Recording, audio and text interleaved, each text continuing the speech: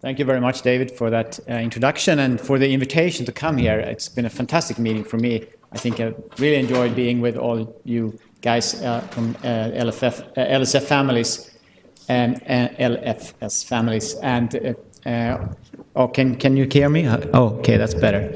So thank you all from the LFS family. It's been really great to interact with you. And of course also the P50C founders and all the P50C scientists. So it's been really great.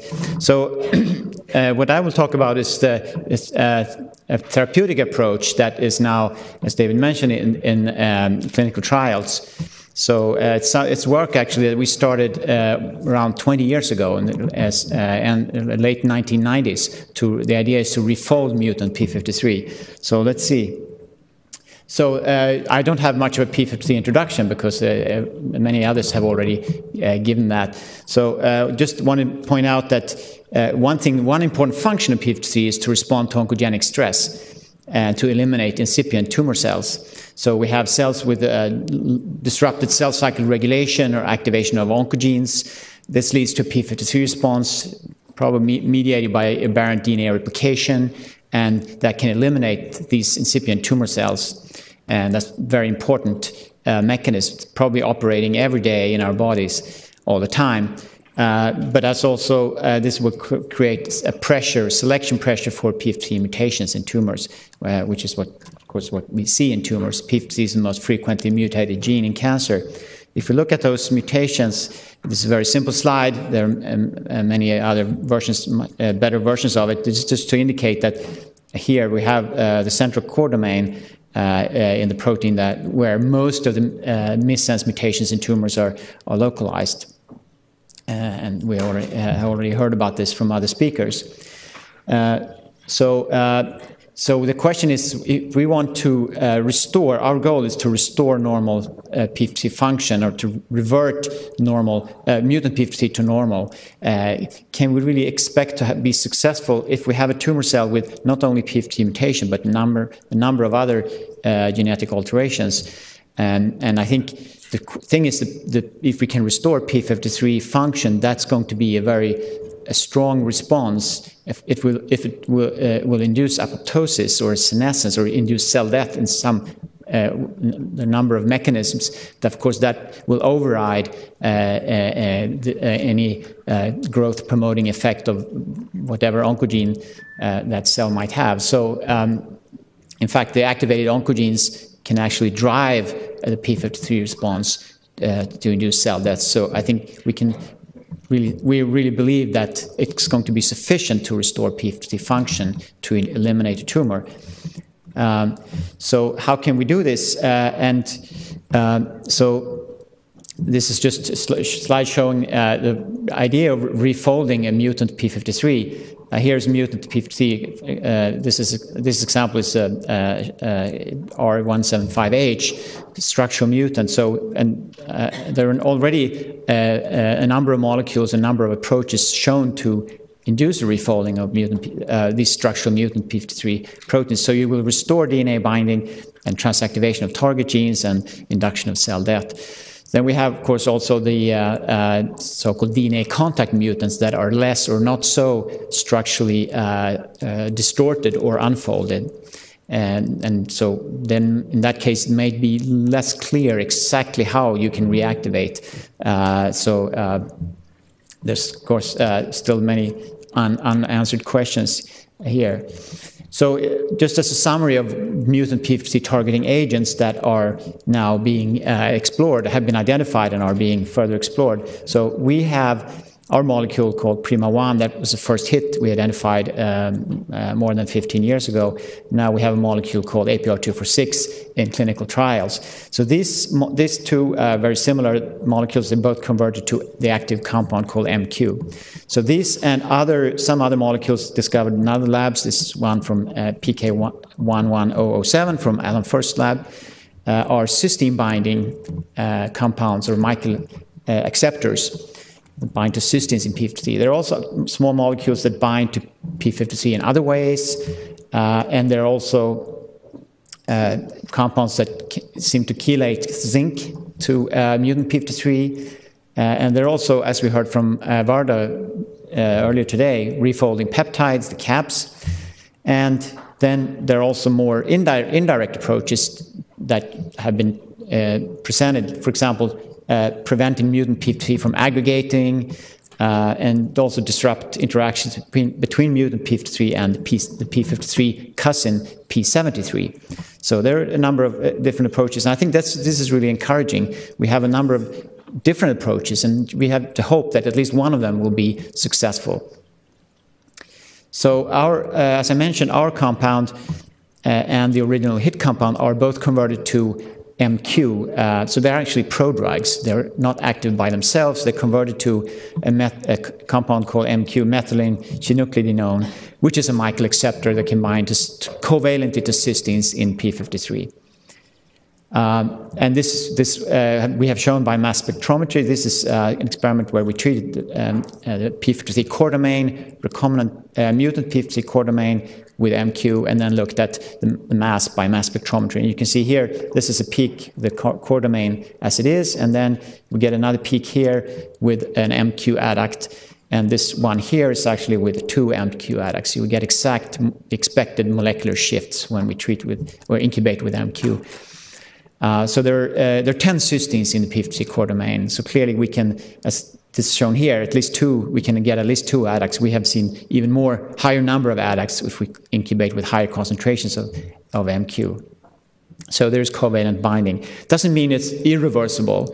This is actually, we know also this is a reversible covalent binding. So you can call this is a sort of a soft alkylator. So it can bind, but it will also come off. And maybe that's important when later on you will see some clinical data. The side effects are surprisingly small with, compared to what you would expect from this type of reactive molecule. So this is a slide to try to look at the refolding effect of APR246 and MQ. So here we've used, this is immunostaining. We've used monoclonal antibody 1620 that can only see the correctly folded protein. And then here's a FL393. It's a general p53 antibody. And these are cells then with ovarian cancer cells with histidine 175 mutant p53. So you can see here untreated cells, very high level of mutant p53, but none of that is wild-type conformation, as expected. Treatment with APR246 or the active molecule MQ, you can see here we can at least partially restore we can induce 1620 staining, indicating refolding. This is just a control MQH, which is MQ without the reactive double bond, so that it lacks Michael acceptor activity, and see it doesn't induce p53 refolding. This is a reverse experiment here with, again, high level of general p53 staining. This is treatment or staining with a mutant-specific antibody, an antibody that only sees the unfolded protein. So again, you can see that we get the reciprocal result staining here. Treatment with APR246 or MQ will significantly reduce the staining. So all this indicates then refolding of at least this particular mutant p53 in these cells. So here's just an overview then of the mechanism of APR246 and MQ. To make a long story short, so here's APR246 converted to MQ, either outside the tumor cell or inside the tumor cell. And then it will bind to covalently to mutant p53, induce a refolding, and that will, of course, induce cell death, apoptosis, senescence, ferroptosis, and so on. But we also know now, and that's not unexpected, MQ is reactive, so it can also react with other cysteines, binds to glutathione, also binds to and inhibits thyrodoxine reductase, and these things will induce oxidative stress, which may actually also contribute to the cell death induced by APR246. This is also relevant for understanding the synergistic effects we have seen combination APR246 with cisplatin, because platinum drugs are conjugated with glutathione and exported through the cell from the cell as a resistance mechanism. And so by depleting glutathione, we may actually inhibit that effect, and that could explain the very good synergy that we see with combination APR-246 and platinum drugs, also with some other chemotherapeutic drugs. So we have tested APR-246 in a phase 1 trial or phase 1/2A trial, first in man trial several years ago. This was a trial in hematological malignancies, different leukemias, and also prostate cancer. 22 patients, and then another 10 patients in an extension, so-called extension study. And so here APR-246 was given as a monotherapy, 4 days treatment, 2 to 6 hour infusion. And this was, I think this trial showed good results, linear pharmacokinetics. We have levels of APR-246 in the blood that are well above those the concentrations we need in cell culture experiments to induce cell death. And no bone marrow toxicity, actually a very benign safety profile, very good safety profile. And then those limiting toxicities in 2 patients at the highest dose here, CNS symptoms, but they were transient, so disappeared rather soon after the treatment. So this is the maximum tolerated dose, then 60 milligram per kilo per day, actually 67.5 as a 6-hour infusion. And then clinical effect, we could say something about that. This is only a phase 1, phase 2A, so it's not really designed to see clinical effect, but it's interesting to note that of those 20 patients with known P53 status, 5 out of 6 patients with mutant P53 showed signs of clinical activity, although all those mutants are not missense mutations, but it's still quite encouraging. So from that, we have now gone on to a phase 2 study in high-grade serous ovarian cancer. I should say these clinical studies are run by our company, Aprea Therapeutics, companies focused on this molecule and taking it through the clinical trials. So high-grade serous ovarian cancer is the tumor type with the highest frequency of P53 mutations, 95%. And these patients, they treated with platinum drugs as first-line therapy, but most patients develop resistance. They come back and they get second-line treatment, carboplatin plus pegylated liposomal doxorubicin. So this is standard chemotherapy for these patients. So since we have very strong synergy with platinum drugs in ovarian cancer cell lines, primary ovarian cancer cells, I didn't have time to show those results. So this will be a combination, or this is a combination study, APR-246 plus standard chemotherapy, carboplatin, doxorubicin. So this is now ongoing. What I can show you is just some results from the phase 1B part of this trial, where we did a dose escalation with a combination treatment, just to show that the combination wasn't toxic, because that would be, of course, really a problem. So what you can see here, these are tumor lesion sizes in different patients, and you can see there are many significant reductions in tumor lesions here, and several patients have shown complete remission in this phase 1B part. Of course, here we only have the combination treatment. We cannot compare. We don't have only chemotherapy, so we cannot be really sure. But the clinicians think that the results are really encouraging.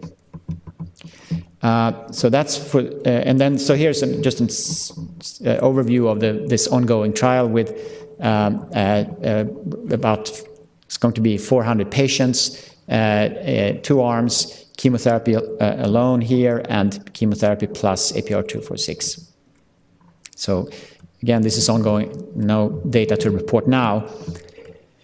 I can also mention that there are several other trials, phase 1 or 1b phase 2 trials with APR-246 in other indications. We have one in MDS, combination with azacitidine.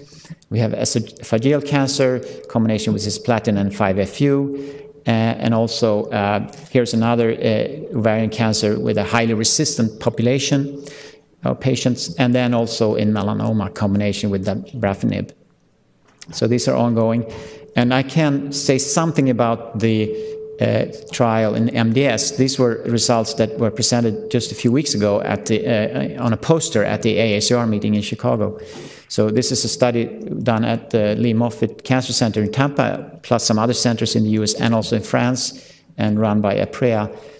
So in MDS, there are about 10% of the patients have p53 mutation. This is the worst prognosis subgroup of patients.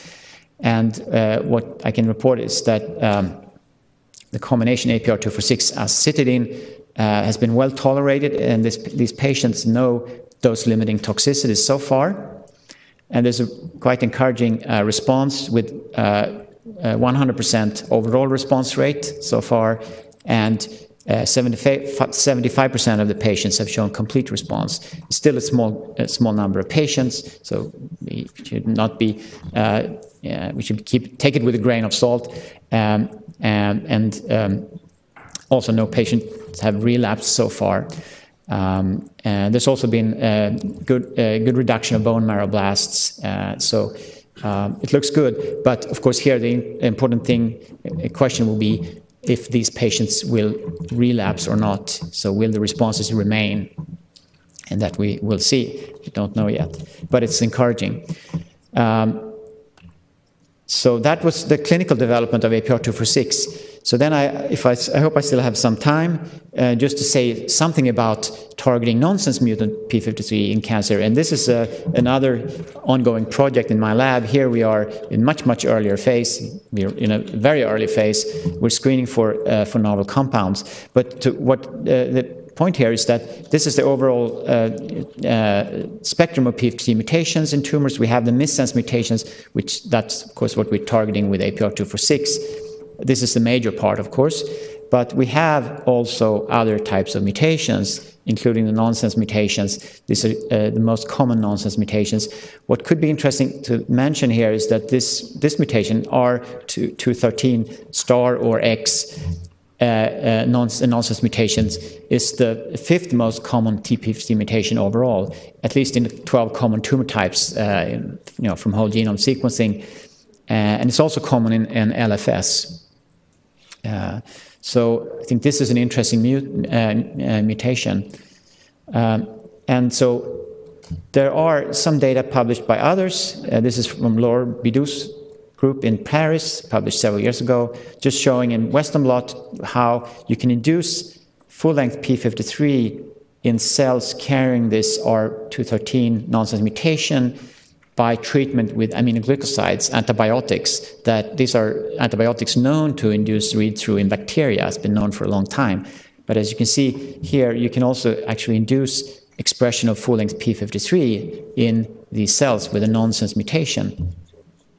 And what happens is probably, it's not completely understood, but here's the mRNA, here's the ribosome, and when it encounters a premature stop codon, a nonsense mutation here, translation will stop, release factors will be recruited, and nonsense-mediated decay will be initiated to degrade the mRNA.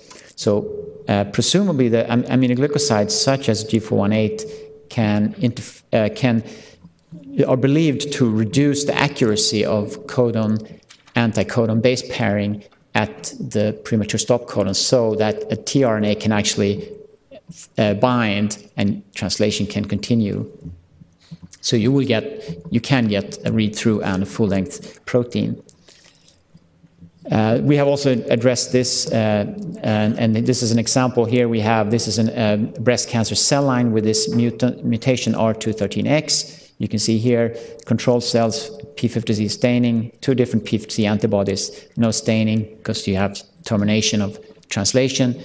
But you can see here with G418 treatment, we can detect, we can induce p53, full-length p53, we get p53 staining. And also here, this is with an carboxy terminal antibody, so an antibody that sees an epitope at the carboxy terminus. It will only see full-length. It will not see the truncated protein. So confirming that we're really getting full-length p53. And this is a Western blot showing how here at G418 treatment, you can see here we get full-length p53. Here is untreated cells, so really a significant induction of full-length p53 protein. What you see here also is when we combine G418 with nutlin, we can further induce p53 levels, full-length p53 levels. And also note here, this is a p53 target gene p21, and we can also induce expression of p21 with this treatment. So that, I think, is also very important. We have also looked at some other p53 target genes. I think this is very important because the question is, if you induce a full-length protein, is it still going to be active? Because you don't know, it's hard to predict which amino acid is going to be inserted at the position of the termination codon, premature termination codon. So you don't really know if this protein will be functional. But from this, at least, we can say that it can transactivate or induce expression of p21, and as also shown for some other target genes. And then we have also seen that this is looking at sub-G1 cell fraction after treatment. So as an indication of cell death, we can see here that we can actually get a synergistic increase in cell death when we combine nutlin and G418, as you can see here in the cells carrying the nonsense mutant p53. So again, indicating that we actually are inducing functionally active full-length protein.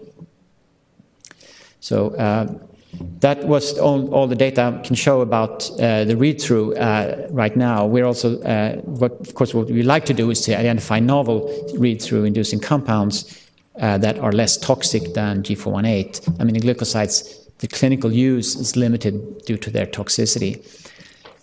So just to summarize then what I've said, so APR is converted to MQ, binds covalently to p53 cysteines, didn't show really which cysteines. One important cysteine, at least, is cysteine 277. And this somehow promotes mutant p53 refolding. Then we have done a phase 1/2A study in hematological malignancies, prostate cancer, with favorable pharmacokinetics and safety. We have observed clinical effects. The phase 2 trial in high-grade serous ovarian cancer is ongoing, and also several other trials, MDS, melanoma, esophageal cancer. With regard to nonsense mutant p53, we have the R213X, which is one of the most common p53 mutations overall. Also in Lee-Fraumeni syndrome, and we can induce read-through by aminoglycosides, and we can potentiate that effect with nutlin. So that's early, very early phase still. So that's basically all I was going to say. Thank you very much. I'm happy to take questions.